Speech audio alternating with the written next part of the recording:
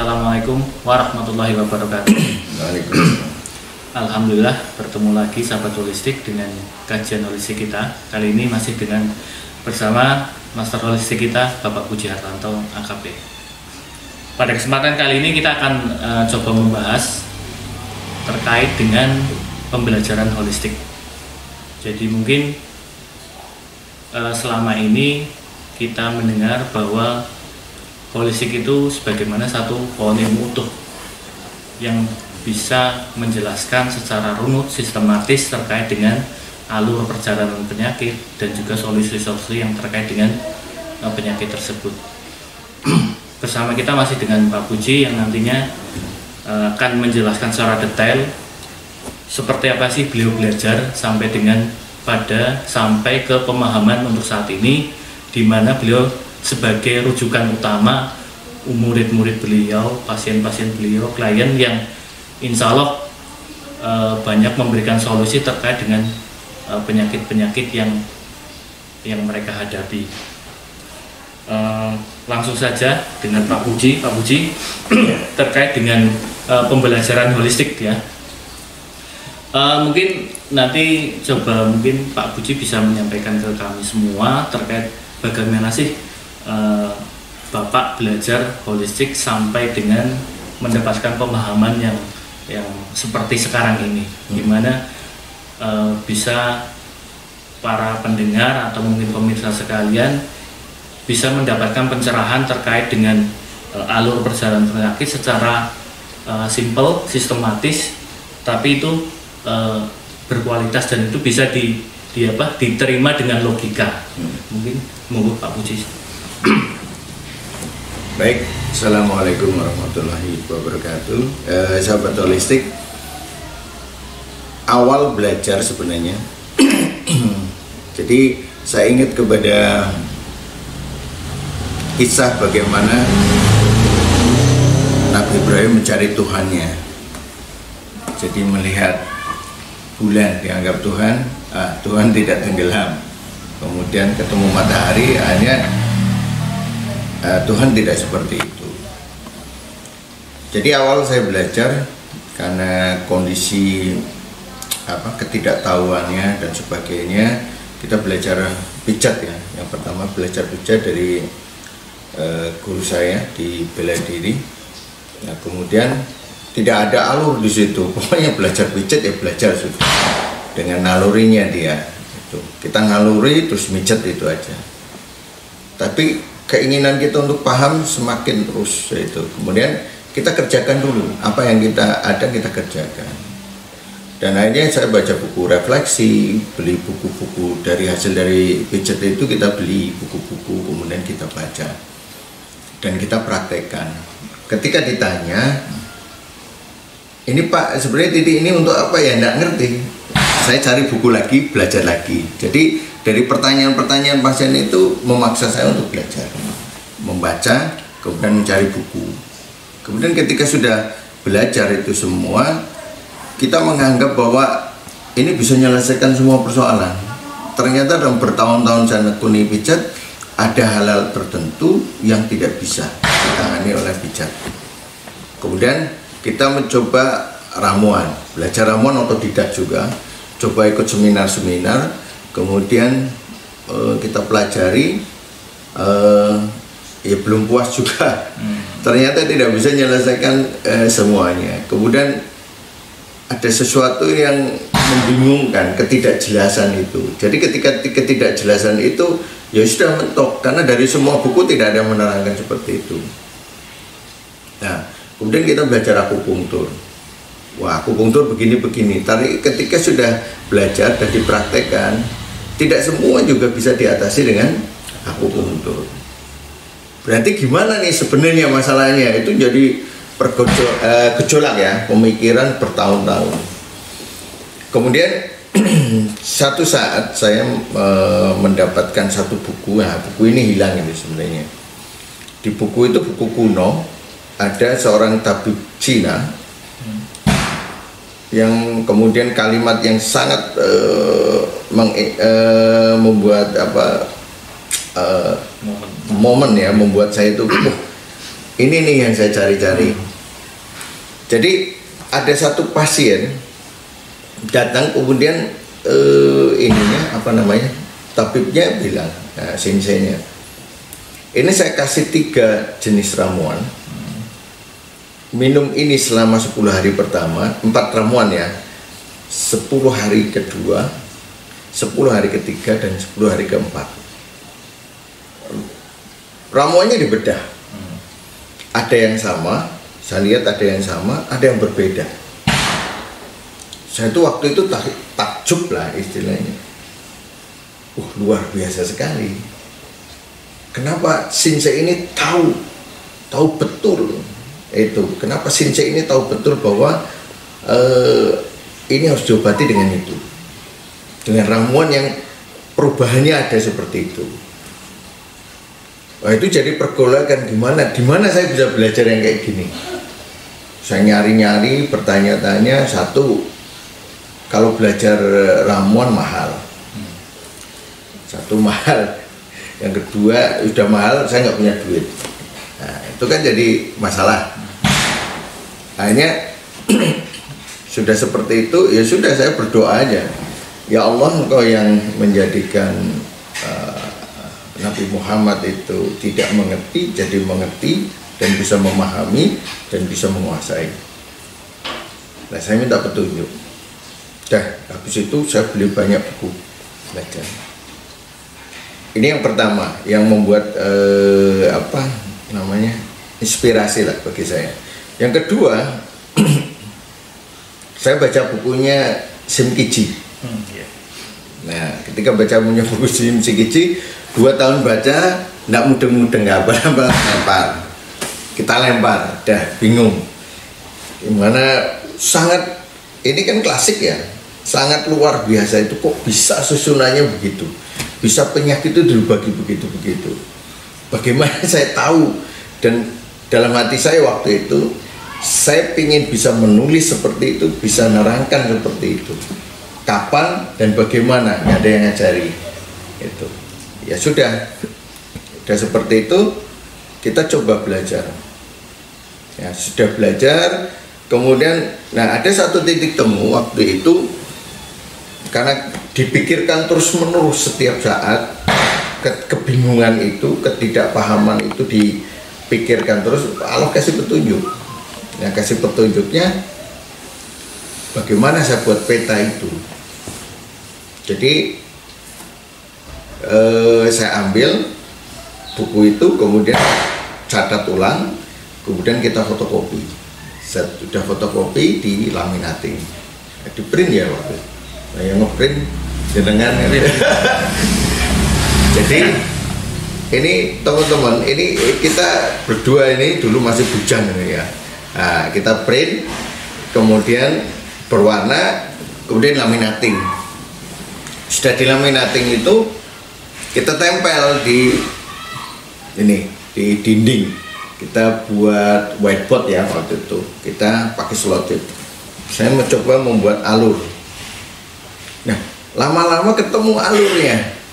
Bagaimana lidah itu berubah, bagaimana nadi itu berubah, bagaimana gejala itu berubah. Saya jadi ingat yang kita baca 5 tahun yang lalu tentang Shinsei itu.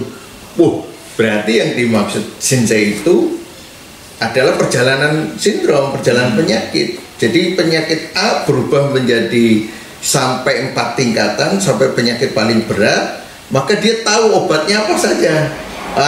Ini levelnya 1, 2, 3, 4. Nah, ketika level 4 dia dikasih ramuan level 4. Kemudian ketika dia turun ke bawah, dia dikasih ramuan level 3. Ketika turun lagi level 2, kemudian baru level 1 dikatakan nanti kamu akan sembuh. Itu. Saya jadi baru mengerti, begini polanya. Akhirnya semangat timbul. Akhirnya muncullah, waktu itu kita udah nulis modul 2 nggak itu waktu itu? Baru ya? Baru ngumpulin. Masih bentuknya masih ini. Data berserakan, belum dikumpulin jadi satu file dalam bentuk buku. Karena buku yang pertama itu Yang belajar Pak Musin kalau nggak salah itu. Untuk yang modulnya. Ya, modul sudah dicetak. Kalau yang belum dicetak itu yang di Bekasi yang belajar itu. Nah, kemudian sesudah itu muncul, akhirnya jadilah peta sindrom yang pertama. Nah, peta sindrom yang pertama. Kemudian kita coba benahi sampai agak fix posisinya itu 15 tahun. Jadi pembenahan itu 15 tahun fixnya. Nah, hari ini ketika ilmu berkembang lagi, pembenahan itu tetap, prinsipnya tetap, tapi ini berkembang lagi. Ini di tahun ke-20 ini. Jadi tahun ke-20 ini berkembang lagi. Ibaratnya kayak gini. Belajar itu sesudah itu kan saya jadi mengerti, oh ternyata belajar itu harus seperti pohon, satu pohon. Jadi kalau ada batang kecambah dan sebagainya itu mesti diawali dari biji, kemudian keluarnya itu akar dulu, akar, kemudian baru ada daun, kemudian dia akan naik batang terus ada daunnya. Seiring nanti kecambahnya ini nanti ada akarnya, kemudian akarnya membelah menjadi dua, kemudian bercabang-cabang, ini mesti tumbuhnya tambah tinggi, daunnya tambah banyak. Berarti apa? Dari sini disimpulkan berkembangnya akar ini akan menyebabkan perkembangan di atas secara sekaligus, otomatis itu. Nah, itu. Berarti kalau kita dasar ilmunya dasar ilmu sebagai akarnya kita dalami terus, kita pikirkan terus, maka akan muncul cabang-cabang pemahaman.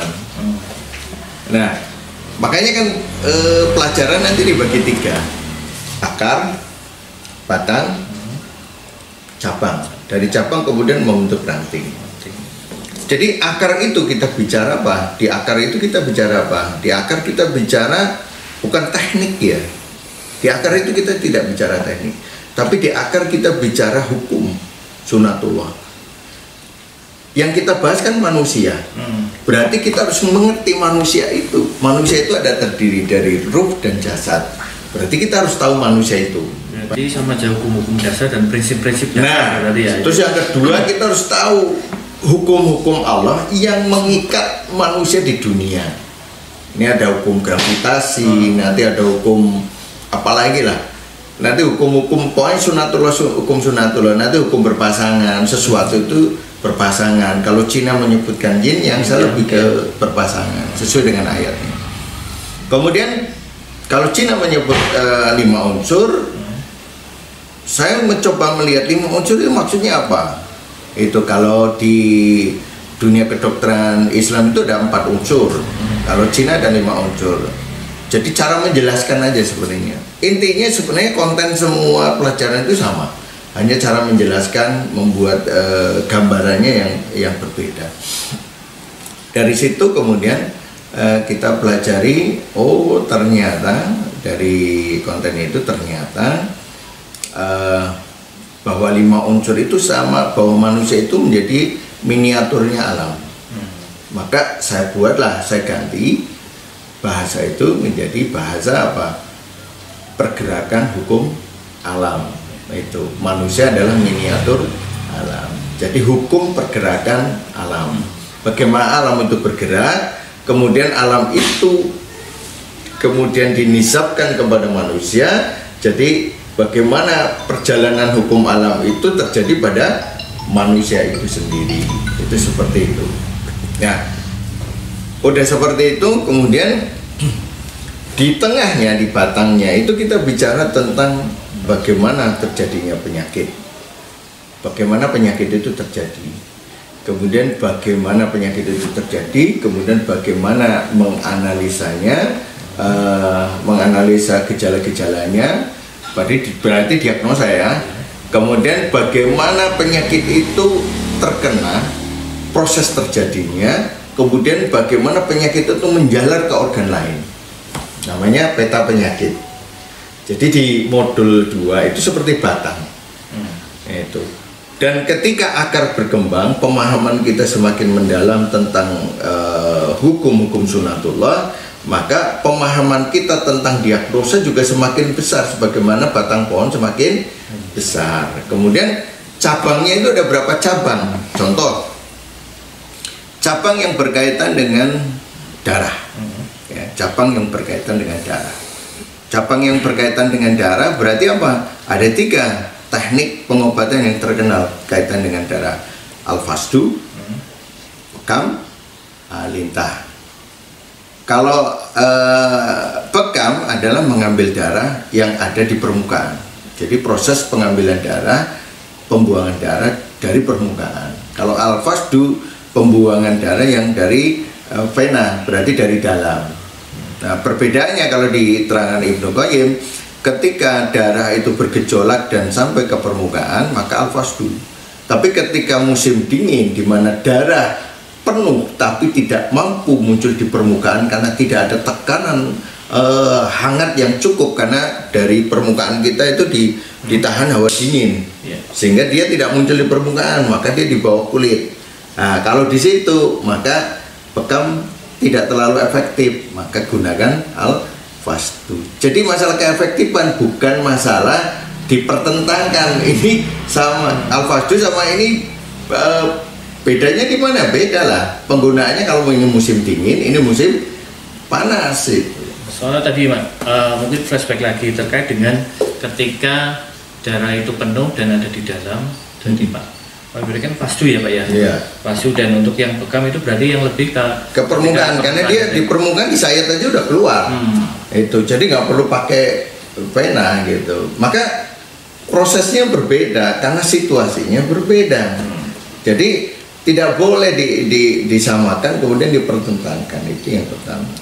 Kemudian lintah itu digunakan pada kasus stagnan, lebih banyak kepada stagnasi, karena ada zat air liur lintah itu yang fungsinya melancarkan. Maka penggunaan lintah, lihat di kitab-kitab pengobatan yang kuno, lintah itu banyak digunakan untuk stagnasi darah, karena dia masuk kelompoknya adalah kalau lintah itu ditumbuk, kemudian lintah itu diminumkan tumbukannya itu atau serbuk lintahnya itu fungsinya melancarkan darah pada darah yang stagnasi dan berat, susah. Nah, misalnya pada tumor itu masuk ke lintah dipakai. Makanya pada stagnan misalnya ada benjolan stagnasi, itu lintah bisa masuk. Ketika ada stagnasi darah di situ yang berat, itu. Ketika ada warna biru-biru stagnasi yang kalau itu dibiarkan jaringan akan rusak, maka diambillah, dibuyarkan dari bekuan kemudian diambil. Itu gambarannya. Ini nanti lebih lanjut ada kita akan nulis bab masalah cabang usus darah. Jadi teknik bagaimana mengelola penyakit dengan mengambil darah, kaitannya dengan darah. Nanti kita bicara al-fasdu, bicara lintah, bisa bekam. Itu 3 ini kita bicarakan kesamaannya di mana, perbedaannya di mana, penempatannya di mana, dalam situasi kondisi seperti apa. Itu nanti dengan logika yang sederhana, sesuai dengan sunatullah, sesuai dengan alur bagaimana tubuh, bagaimana penyakit terjadi, itu akan bisa digunakan. Penempatannya apa itu detail nanti kita akan sampaikan di situ. Dan seluruh penelitian yang ada itu mengarah kepada prinsip dasar itu, prinsip dasarnya itu. Nah, kemudian cabang yang berikutnya itu kaitannya dengan meridian. Nah, meridian mungkin tidak dikenal di kedokteran barat, tapi mau tidak mau kita akan mengerti meridian, harus mengerti meridian itu. Dan meridian itu nanti yang rumus-rumus yang berlaku adalah akupunktur, akupressor, akupunktur, apiterapi itu dan sebagainya, itu yang menggunakan teori meridian itu. Nanti ada buku tersendiri untuk membahas kasus itu.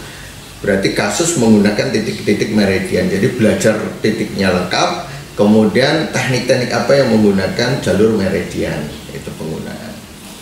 Nah, kemudian ada lagi herba sendiri, nanti makanan sendiri. Jadi gizi, bab gizi pemakanan itu sendiri.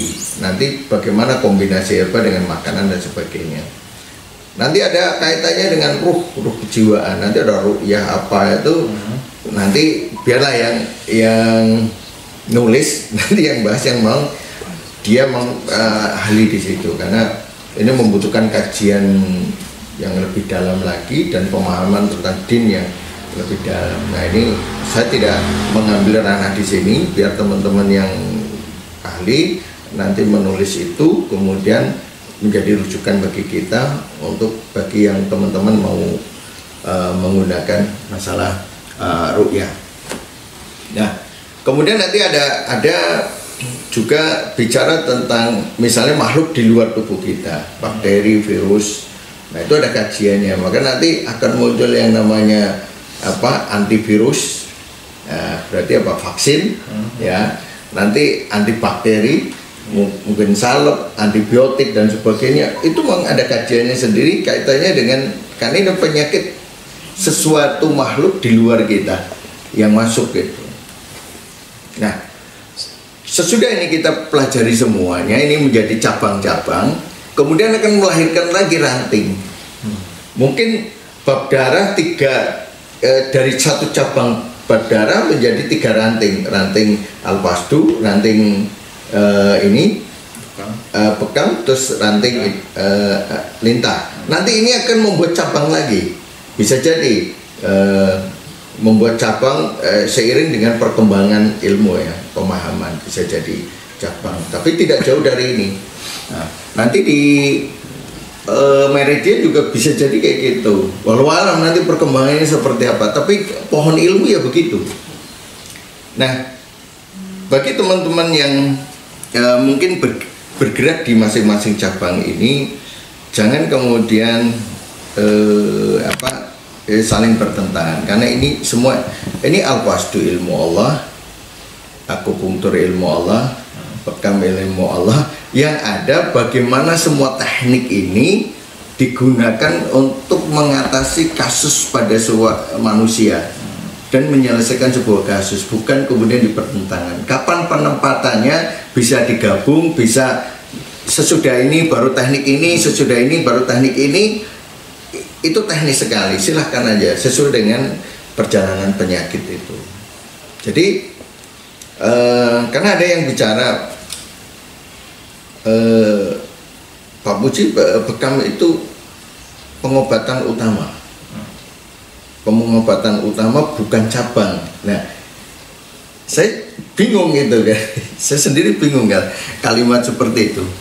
Karena kalau utama, Rasulullah ketika ada orang sakit pasti akan jawabannya satu, bekam aja semua.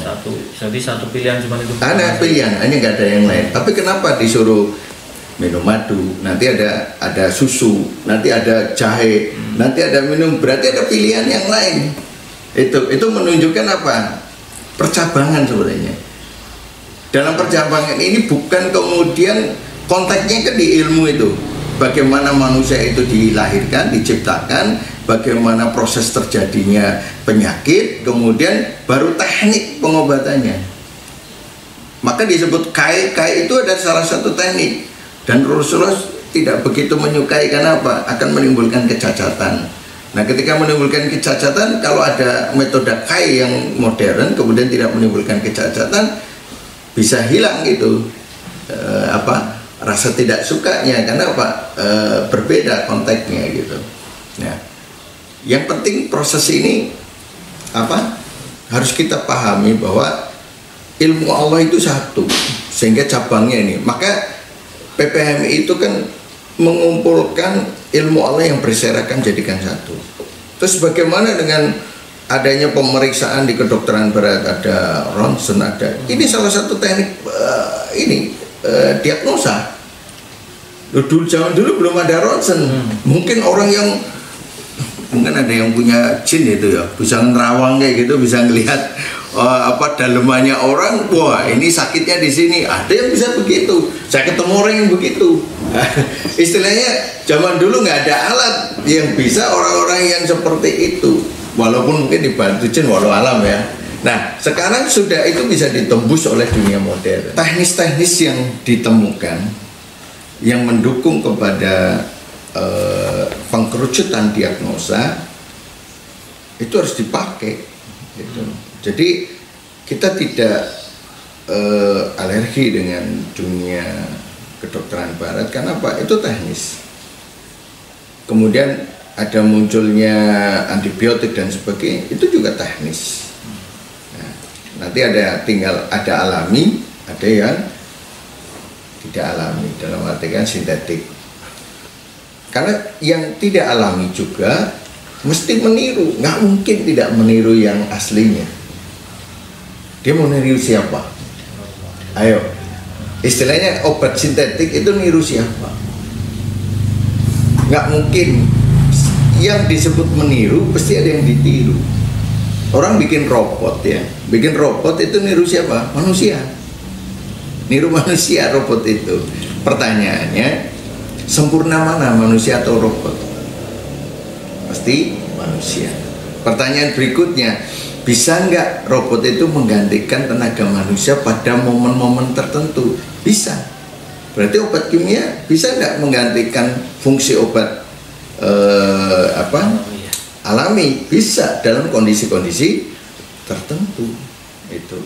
Tapi yang pasti yang lebih kompleks, lebih bagus pasti yang Allah ciptakan, yaitu herba.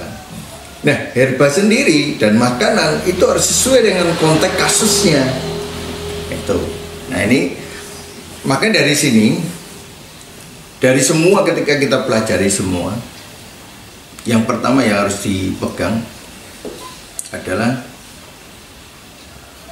kita harus keluar dari frame yang ada. Jadi saat kita belajar TCM, kita harus mengerti betul TCM itu seperti apa. Ketika sudah mentok, ya, ketika sudah mentok, keluarlah dari frame TCM supaya kita bisa melihat TCM dari sisi di atas. Gitu. Oh, ternyata masih ada yang kurang. Itu berarti yang kurang adalah ini. Dan saya butuh waktu sampai 15 tahun untuk memahami itu, kemudian berangsur kita keluar dari frame itu.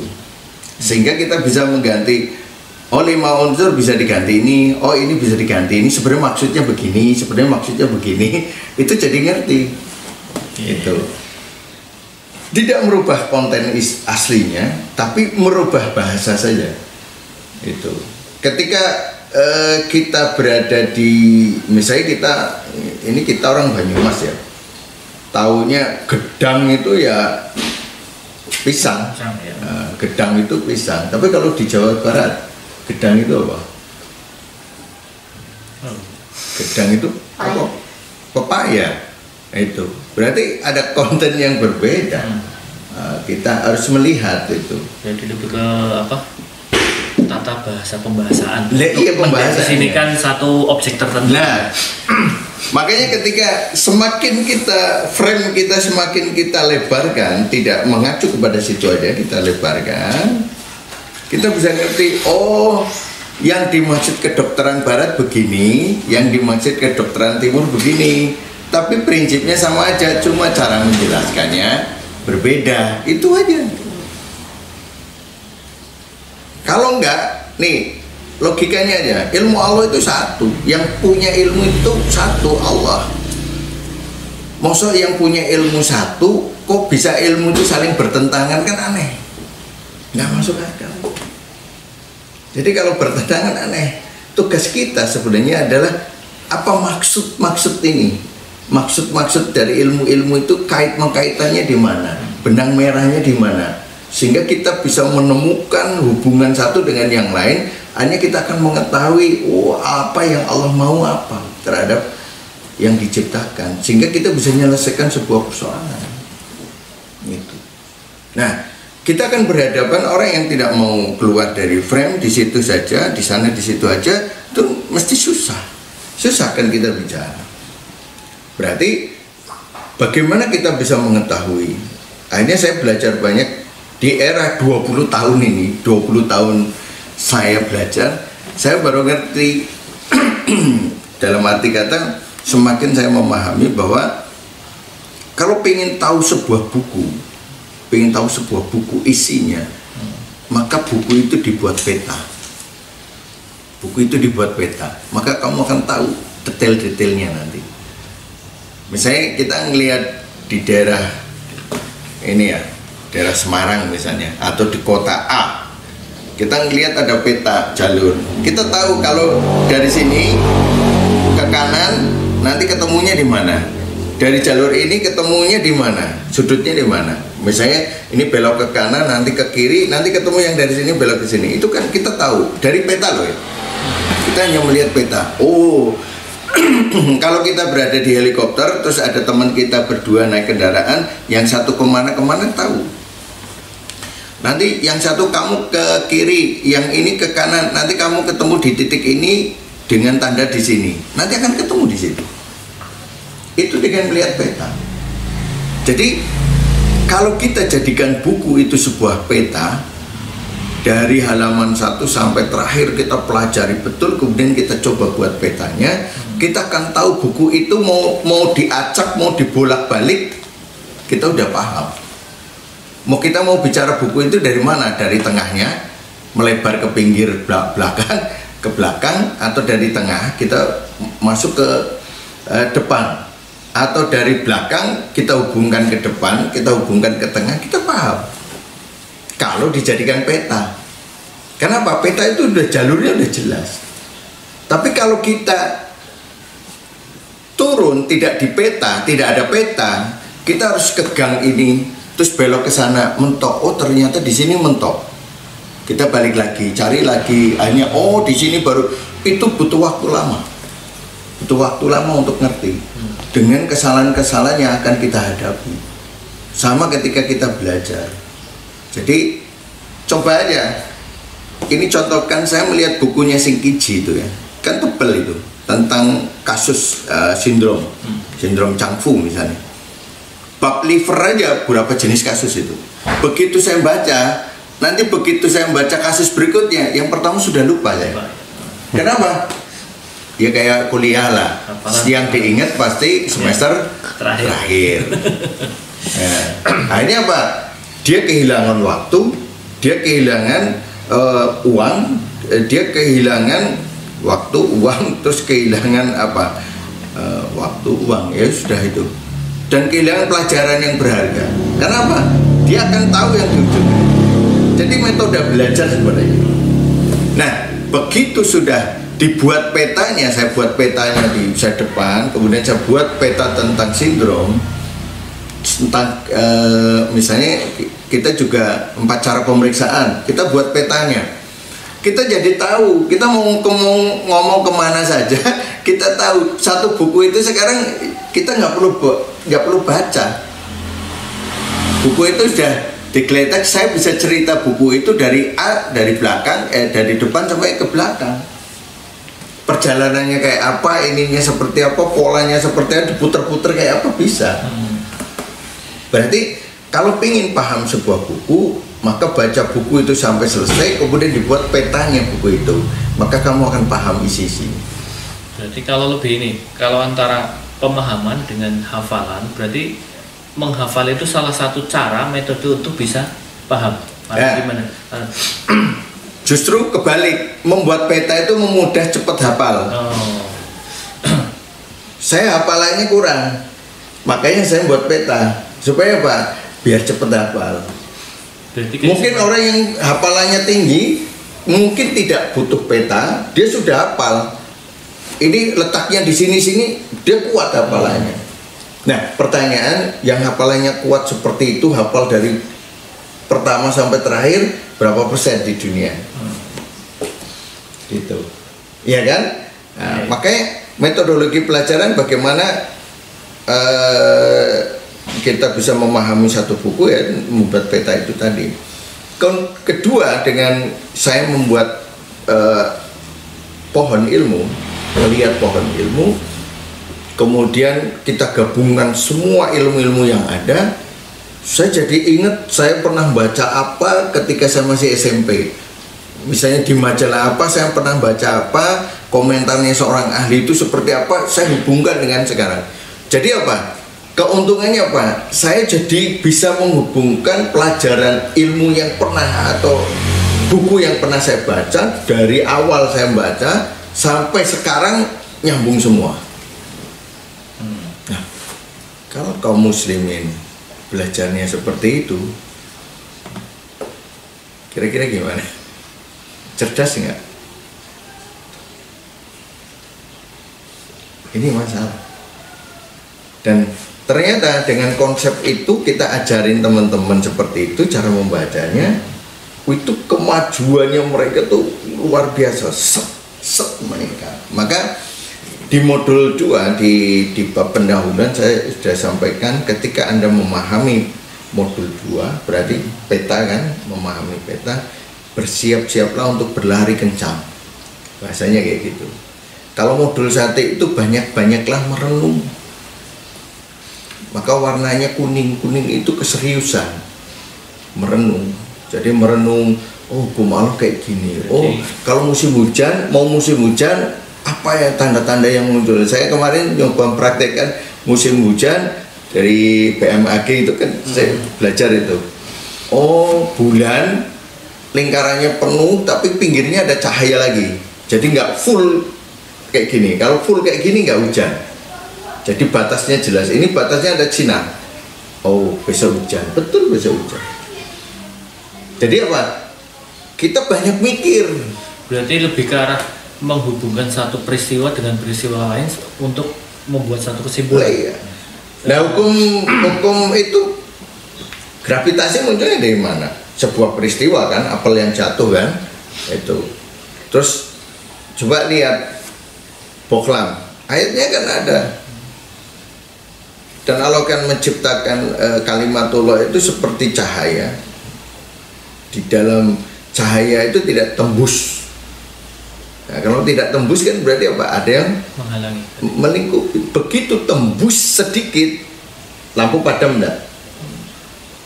Nah, Al-Quran itu seperti cahaya.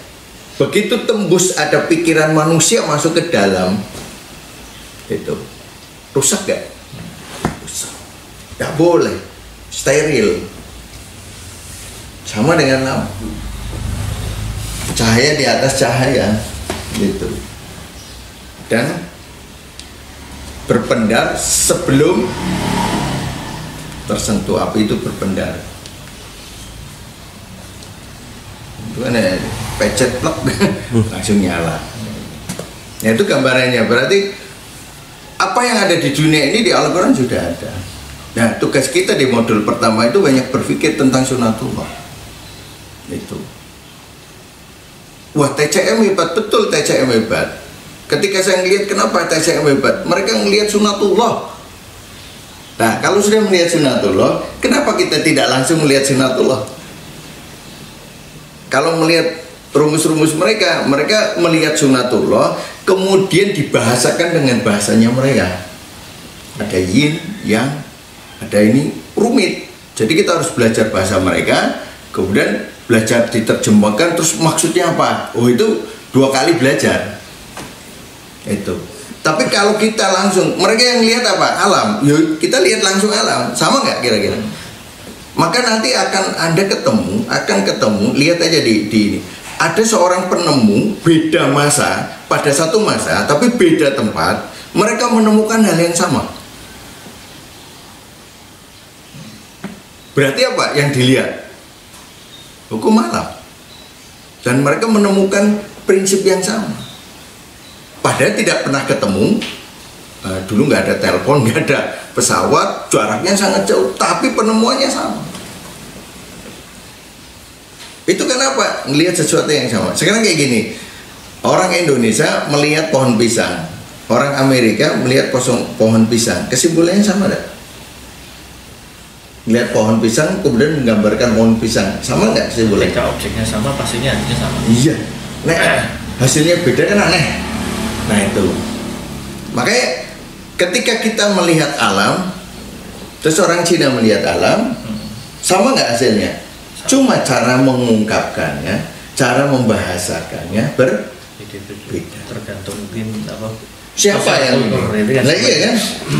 Kalau kita orang Islam, kita akan melihat itu dan dibawa kepada nuansa Islam.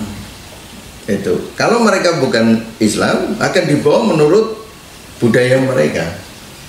Maka bahasa kembalikan ilmu ini pada sang pemiliknya. Maksudnya apa?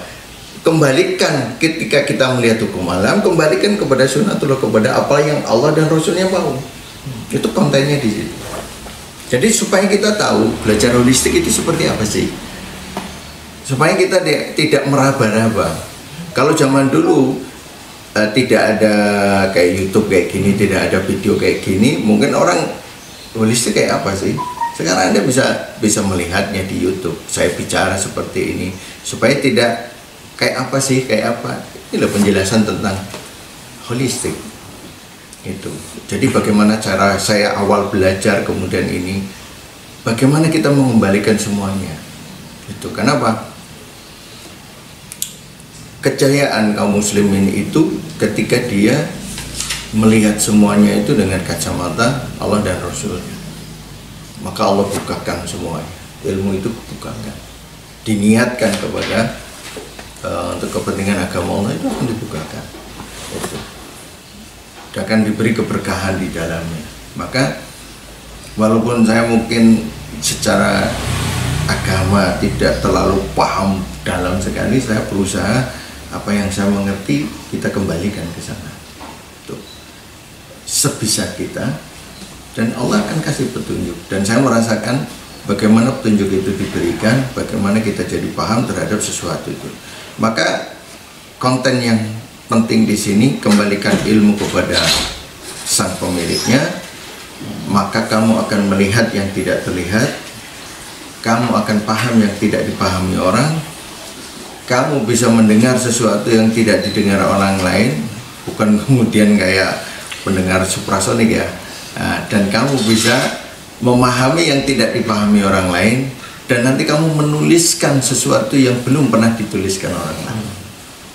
Maka itulah penemu. Maka kaum muslimin zaman dulu itu banyak jadi penemu, pemuka sejarah sebenarnya di depan. Tapi sekarang sudah berbalik. Nah, mau nggak kita balik lagi? Ya, caranya apa? Kembalikan ilmu pada yang Allah dan Rasulnya mau. Nanti kita akan ketemu semuanya, insya Allah. Ya. Begitu panjang dan lebar ya terkait dengan penjelasan holistik, karena memang dari kata holistik itu sebenarnya menurut dari ada banyak sekali ilmu yang terintegrasi yang memang harus dihubungkan satu persatu untuk membuat jadi pengetahuan yang utuh, dan itu yang pastinya akan meminimalisir meminimkan bias terhadap pemahaman terhadap suatu objek atau seperti apa. Jadi memang harus untuk holistik sendiri berdasarkan tadi yang sudah dipaparkan panjang lebar Pak Puji, jadi itu seperti layaknya sebagai pohon ilmu yang itu emang harus beruntun dan secara bertahap sistematis. Ketika itu sampai kepada pemahaman untuk menjelaskan suatu bagian apa segala macam, itu akan insya Allah akan menjadi lebih mudah dan yang pastinya akan lebih bisa diterima oleh banyak kalangan karena sifatnya yang logis dan tidak terbantahkan. Jadi mungkin yang perlu diingat bahwa semuanya ilmu itu hanyalah milik Allah, dan pastinya kita akan kembalikan lagi ke sang pemiliknya yang insya Allah akan memberikan pemahaman kepada siapa saja yang dikehendaki. Mungkin seperti itu yang bisa saya simpulkan terkait dengan penjelasan dari Pak Puji. Assalamualaikum warahmatullahi wabarakatuh.